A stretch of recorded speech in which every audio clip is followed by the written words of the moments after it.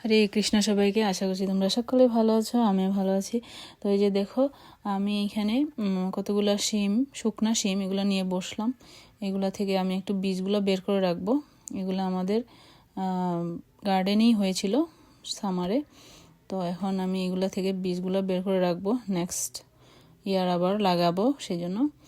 তো দেখো, আমি বীজগুলো হাত দিয়ে করে নিচ্ছিলাম, কিন্তু এগুলো একটু হার্ড লাগতেছিল আমার কাছে, হাতে ব্যথা পাচ্ছিলাম। তো চিন্তা করলাম না, এইভাবে করা যাবে না। তখন আর একটা বুদ্ধি বের করলাম।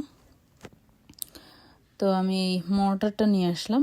এই মর্টারের মধ্যে আমি একটু একটু করে এগুলা বীজগুলো ছাড়িয়ে নিচ্ছিলাম। তো আর বীজগুলো ছাড়াইতে ছাড়াইতে আমার ভগবানের কথা একটু মনে পড়ে গেল।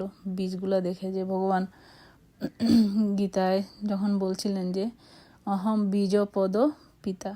তো এখানে অনেক সময় আমরা দেখি যে মুরগি আর ডিম নিয়ে অনেক ঝগড়াঝাটি হয়, যে তর্ক হয় যে ডিম আগে না মুরগি আগে। তো আমাদের যদি শাস্ত্রীয় জ্ঞান থাকতো তাহলে কিন্তু এই প্রশ্নটাই উঠতো না, কারণ আমরা ভগবানকে বিশ্বাস করি না, সেই জন্যই এ ধরনের কোয়েশ্চন আসে।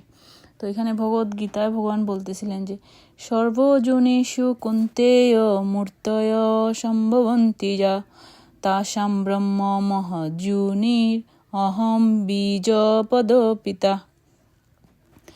তো এখানে বলতেছেন কুন্তেও মানে হচ্ছে গিয়ে অর্জুনকে বলতেছেন ভগবান যে সকল জুনিতে যে সমস্ত মূর্তি প্রকাশিত হয়, ব্রহ্মরূপী জুনি তাদের জননী স্বরূপা এবং আমি তাদের বীজ প্রদানকারী পিতা।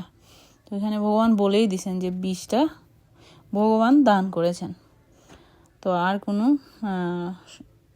প্রশ্নই থাকে না যে কোথা থেকে আসলো কি। তো এই যে দেখো, আমার বীজগুলো রেডি। হরে কৃষ্ণ।